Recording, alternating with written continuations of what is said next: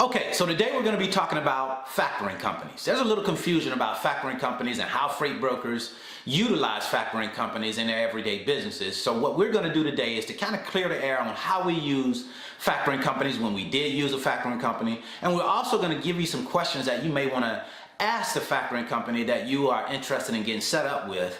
Ask these questions so that you can get some idea of exactly what you're going into. Number one, let's take a look at what a factoring company is. A factoring company is nothing more than a finance company that comes in and says, hey, we are going to finance your receivables, or we're going to finance your invoices, Brandon over at Alliance Logistics. And of course, in order for us to provide that financing to your company, we're going to charge you an interest rate on the money that we loan to you. Now, that's fair enough. Just like you would do a credit card, just like you would do a loan, you're going to pay interest. Now, the question is, are you going to use factoring or are you going to use your own resources when it comes to paying your carriers? Because it is the responsibility of the freight broker to pay carriers once those loads are delivered. Your carrier agreement will say that you're responsible for paying that particular carrier when the load has been delivered. So you have to have a systematic way of doing that. That's what we're getting ready to talk about. Okay, so we know what a freight factoring company is. Now I want to deal with some of the things that you may want to run past your company that you choose as your factoring company, so that you're on the same sheet of music and you understand how the relationship is going to work. Okay, so number one, the first question that I would ask is, do you charge an application fee in order for me to just get an idea or see if we're going to be able to get set up with you? Some companies charge as much as $500 for an application fee. I certainly don't want to pay an application fee if I don't have to. So you want to negotiate that with the representative that you're talking to. Just say, hey, how can we get around the application fee? If that's not something that they want to negotiate, then maybe you want to consider going to another factoring company, because there are many companies out there that don't charge an application fee in order to see if you can get set up with them. So number one, check on the application fee. Number two, the second thing that I want you to take a look at is you want to ask that particular company, do you have to factor 100% of your invoices with this factoring company? Some factoring company says that, hey, you have to finance all of your invoices with us, and then some of them say that, no, you can choose, you can pick and choose which invoices you want to factor. And if you say, hey, I don't want to factor this with the finance company, you can take that underneath your company and pay for it out of your own funds if you like. Because what you got to look at is, sometimes you're going to be making less money on certain invoices. So you may not want to pay the interest rate to the factoring company because it may affect your profit margin or negatively affect you in such a way that it's going to cause you to be upside down, and you don't want to do that. So you want to finance that invoice yourself instead of using a factoring company. Some companies allow for you to have that latitude, that freedom to do that. So you might want to ask, do I have the freedom to finance the invoices that I want to finance, and the ones that I want to factor under my own company or finance under my own company, I have the freedom to do that? If that is the answer is yes, then you may want to consider saying, okay, that's something that I can live with. If it's no, then you may want to look to see if there's another factoring company out there that allows, that freedom.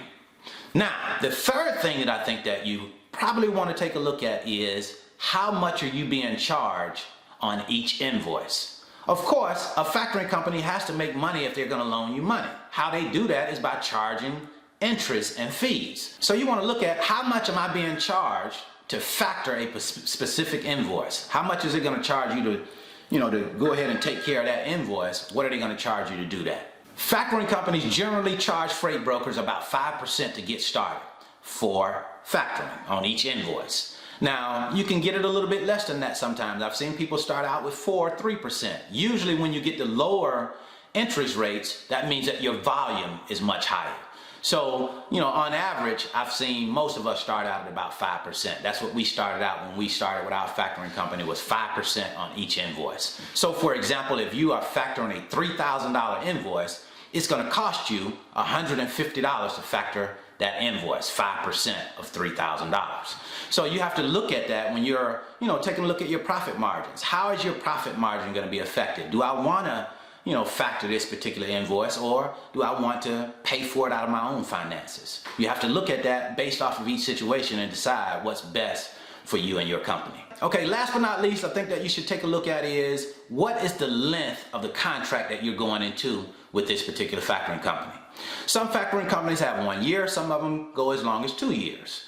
And you also want to look at what is the amount of time that you have to provide to that factoring company if you decide to exit the relationship.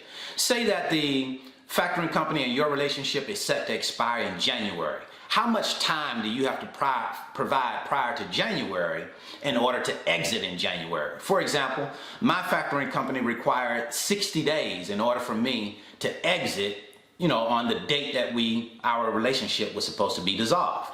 But if you don't provide that notice, that 60-day notice, then they automatically roll you over to another year. So if you had planned to get out this year and then you didn't provide the right amount of notice, now you've been rolled into another year and you have to use that factoring company for another year. So make sure you understand how the exit clause works, how much time you have to provide to that factoring company in order to exit on time. Okay? So that's what I wanted to share with you today. If you found this video to be helpful, please smash the like button and subscribe to this channel. It helps us out a lot, especially when we get the likes and the subscriptions. It does a lot for our channel, helps us to get, more reach to other people so that our videos can be seen by a larger audience. So we certainly would appreciate that if you would do that for us if you find the video to be helpful.